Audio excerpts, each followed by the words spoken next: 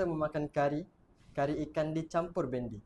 Girang rasa tidak terperi bertemu puan yang banyak berbudi. Assalamualaikum dan selamat sejahtera. Salam Malaysia Madani. Hadirin sekalian, pada hari yang berbahagia ini, TV PSS bersiaran lagi bersama sosok seorang insan hebat yang telah lama menabur budi di arena pendidikan. Beliau yang dimaksudkan ialah Puan Zarifah binti Osman Yasman yang bakal bersara beberapa hari lagi. Terima kasih cikgu kerana sudi bersama TV PSS pada hari ini. Sebagai mukadimah wawancara kita pada hari ini, bolehkah cikgu berkongsi serba sedikit latar belakang cikgu serta sejarah pendidikan dan perkhidmatan cikgu sebagai seorang pendidik? Okey, saya dilahirkan pada 2 Mei 1966. Jadi saya 30 April merupakan tarikh akhir saya berkhidmat sebagai penjawat awam. Saya mula mendapat pendidikan awal sekolah rendah di Sekolah Kebangsaan Tunjang Jitera Kedah. Kedua ibu bapa saya seorang petani. Saya merupakan anak bongsu dari 4 adik-beradik, di mana ketiga-tiga adik-beradik saya tu jarak umur adalah sangat jauh lah. Jadi saya membesar dengan ayah dan mak saya tu, kami bertiga dalam satu rumah. Pada umur saya 10 tahun, bapa saya meninggal dunia. Jadi saya bersama ibu saya dan kemudian kakak saya berkahwin dan tinggal bersama kami lah. Jadi kami berempat lah masa tu kan. Kemudian saya mendapat tawaran pada tingkatan 1 ke Maktab Rendah Sains Semara Kulim. Saya di sana 5 tahun hingga SPM pada 1983. 1984 saya ke matrikulasi USM 2 tahun. Masa tu kalau USM tu 2 tahun, tak ada pilihan setahun macam sekarang. Okey, kemudian saya melanjutkan pelajaran, mengambil ijazah khusus biologi, bidang microbiology di USM dan bergraduasi pada 1990. Selepas 1990, saya bekerja sebagai research officer, iaitu pegawai penyelidik di USM selama setahun. Kemudian mendapat tawaran membuat KPLI, iaitu latihan khusus, latihan pendidikan lepas ijazah selama setahun di Pulau Pinang. Dan kemudian pada 16 Jun 1992 saya mendapat tawaran berkhidmat di Sekolah Menengah Vocasional Kelang. Okey. Dan saya berkhidmat di sini sehinggalah sekarang lah. Saya akan menamatkan perkhidmatan saya pun di College Vocational Kelang, iaitu tempat yang sama, nama yang berubah. Saya mula-mula saya mengajar di Sekolah Menengah Vocational. Saya mengajar mata pelajaran sains. Kemudian bila Sekolah Menengah Vocational ditukar menjadi Sekolah Menengah Teknik, saya mengajar mata pelajaran kimia. Walaupun saya tak pernah saya tak ambil kursus kimia, tapi disebabkan keperluan pada masa itu, saya terpaksa menukar topeng saya dari cikgu sains biasa kepada cikgu kimia lah. Okey, terpaksa belajar balik macam mana nak approach pelajar dan sebagainya. Kemudian perubahan berlaku dalam sistem BPTV masa tu, di mana kita terpaksa tukar balik kepada sekolah vocational, sekolah menengah vocational, di mana subjek sains dia tukar menjadi applied science, iaitu sains gunaan. Jadi masa tu kebanyakan pelajaran di dalam sains tu lebih kepada apa yang kamu belajar dalam DVM, semasa peringkat DVM. Di mana lebih kepada aplikasi, di mana nak gunakan konsep sains dalam kamu punya pelajaran vocational.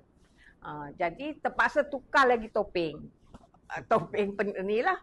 Jadi kemudian selepas sekolah vocational, sekolah menengah vocational ditukar menjadi college vocational.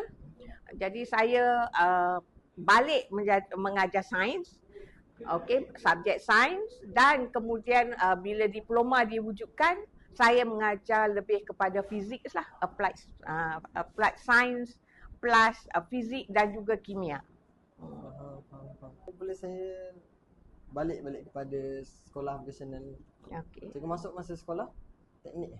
Saya masuk pada 1992, masa tu sekolah menengah vocational. Jadi sekolah ni bertukar 4 kali namanya. Masa saya Tempatnya masuk, sama kan? tempat yang sama. Tapi sistem pendidikan approach-nya berbeza. Okey. 1992 masa saya masuk, masih sekolah menengah vocational. Kemudian dia bertukar pada tahun 1998 kalau tak salah kepada sekolah menengah teknik.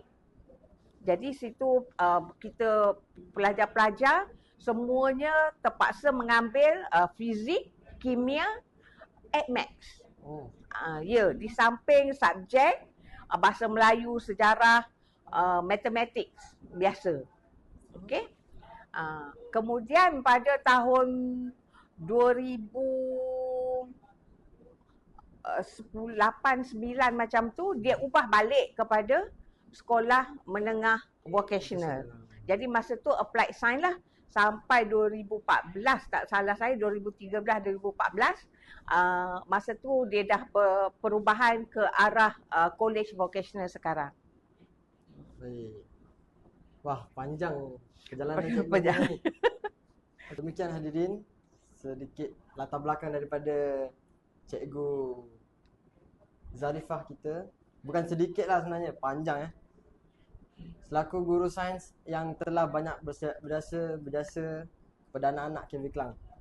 Jadi cikgu, sepanjang puluhan tahun cikgu berkhidmat dan telah bersama-sama menongkah arus transformasi ini.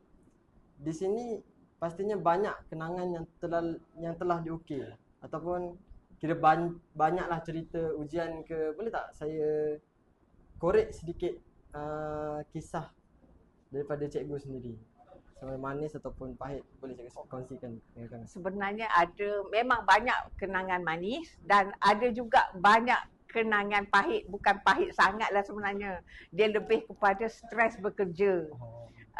Sebab banyak tugasan kan. Okey, dari segi pengajaran, maksudnya saya dengan pelajar, masa yang ada kepuasan sebenarnya mengajar adalah semasa peringkat SBM peringkat awal, di mana pelajar-pelajar mengambil subjek sains tu sama dengan pelajar arus perdana. Jadi masa tu pelajar yang ambil, jadi kita macam ada satu nak approach dia orang pun, dia pergi mana pun dia tak ada choice, dia kena belajar juga sains.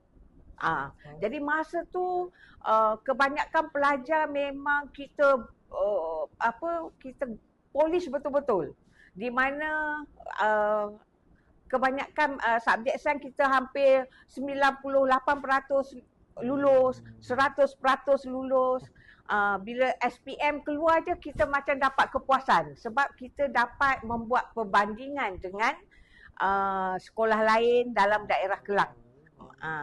Jadi itu antara kepuasan mengajar lah. Begitu juga semasa sekolah menengah teknik. Era sekolah menengah teknik, walaupun kita ajar subjek kimia tu susah, tapi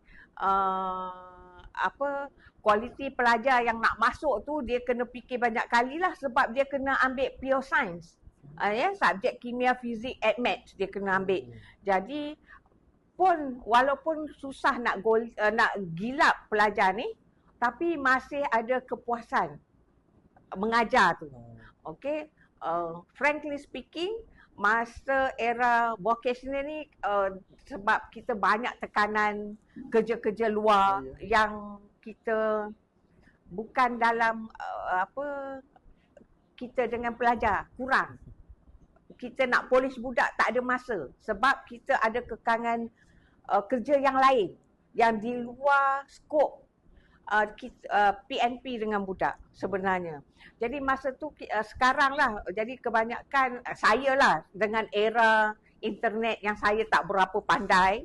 Jadi saya bagi saya it's time for me to tiba masanya saya berhentilah sebenarnya. Sebab sebenarnya stres juga bila suruh online tu, saya stres jugalah sebenarnya sebab tak pandai dalam internet tu lah. Faham.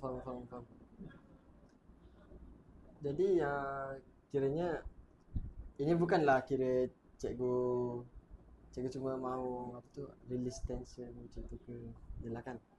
Untuk apa? Macam mana release tension macam mana? Cuma nak berehat lah, betul tak? Nak berehat tu tak adalah nak rehat betul-betul, sebab kalau kita rehat tak ada buat apa-apa, tak ada perancangan pun kita pun jadi tak sihat sebenarnya. Kan lebih baik kita menjalankan aktiviti ada perancangan lah. Sebenarnya cita-cita saya ni bila saya dah settle semua apa yang patut saya buat, saya nak buat kelas tuition percuma. Kelas tuition percuma maksudnya tak payah bayar. Saya pergi ada cikgu yang katalah tak ada hari Sabtu ke Ahad ke, ada kolej kita perlukan nak mengajar ke, nak buat kelas tuition tambahan ke, saya willing. Itu cita-cita saya lah. Sebab saya tak nak ilmu, sebab kalau tak digunakan, lama-lama kita lupa sebenarnya dan otak kita pun tak berkembang. Itulah cita-cita saya lah. Tak tahulah tercapai ke tak kan. Semoga saya sihat, insya-Allah. Amin. Wah, menarik cikgu punya penguasian ni. Kata pepatah teman sejati, jadi ingatan tak sia-sia. Kenangan indah terpahat di hati, jadi kenangan sepanjang usia. Demikian hadirin, dunia pendidikan penuh suka dan dukanya. Sekali bergelar guru sampai mati, terpahat panggilannya. Guru menabur bakti tidak berkira demi kemenjadian kita, anak didik semua.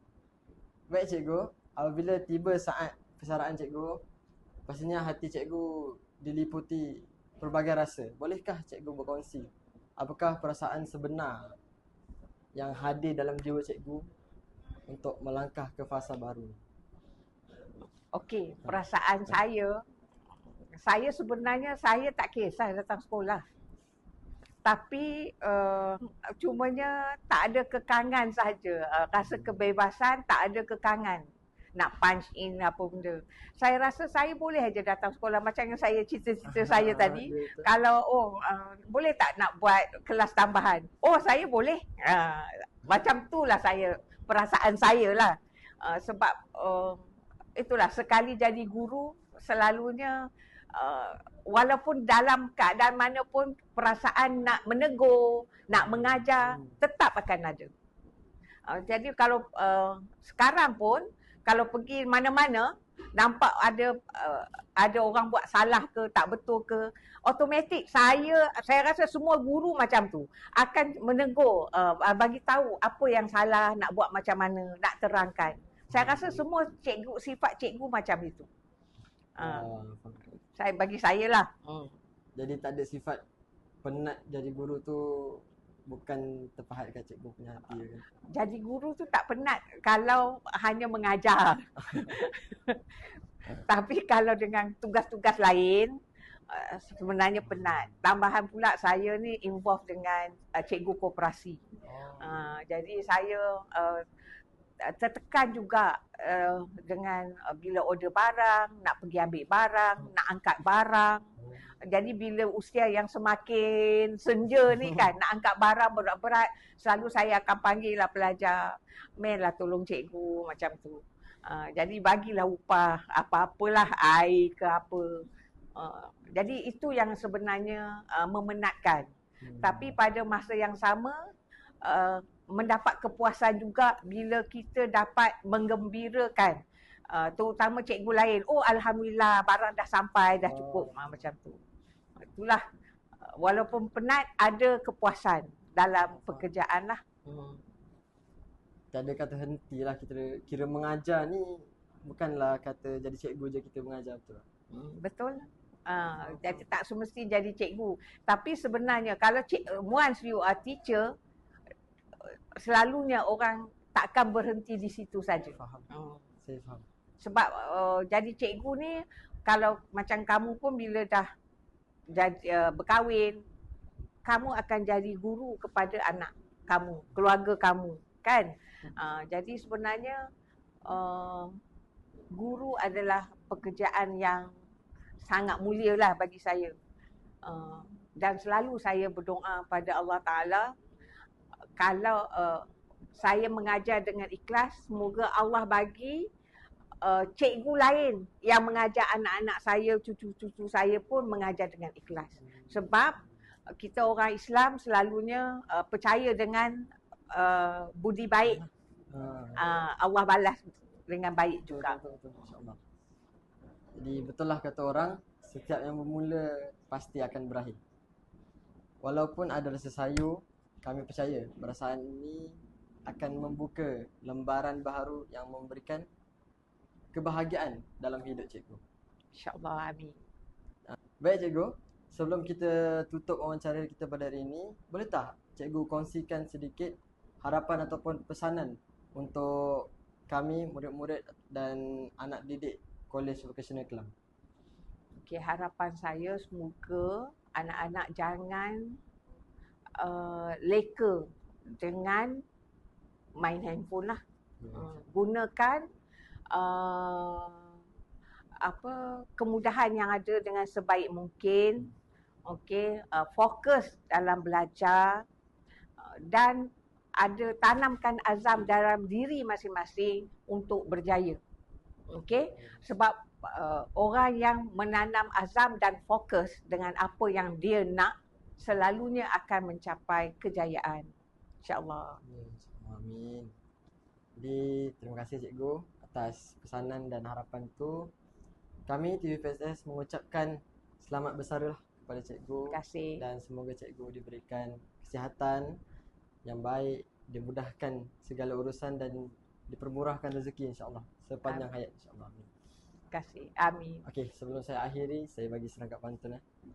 Kalau cikgu nak balas boleh. Saya tak pandai-pandai. Burung berkicau di pagi hari, menyapa lembut suasana desa. Kenangan indah tetap di hati, menjadi pelita sepanjang masa. Sampai kita berjumpa lagi cikgu.